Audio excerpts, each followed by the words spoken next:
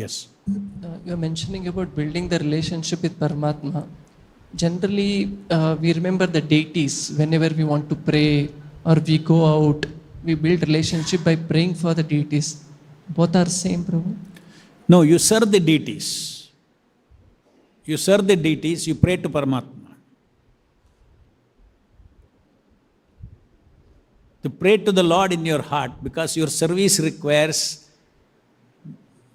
dealing with the material energy, dealing with your yantra and all, for the sake of serving the deities.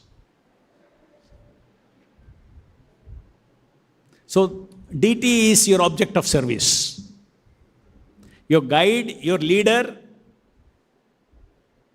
your master is the Lord as Paramātmā. So for that you have to know the qualities of Paramātmā. Then only there is meaning in them.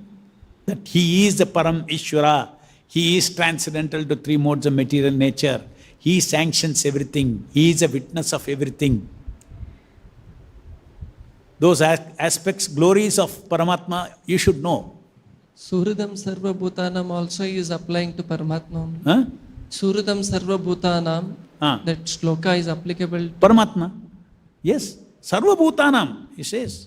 He is a friend of even the demons, because he is allowing him to be a demon. Go, enjoy your demon rasa. You want to be independent of the Lord. He is a friend of all living entities. Literally he is a friend. Means he is totally neutral. And as per your, I am facilitating. I have created the law of karma. If you do tapas, you can become Hiranyakashipu, you can become anything. Or you can become Ravana. So Ravana's friend also is without him it's not possible in this material world.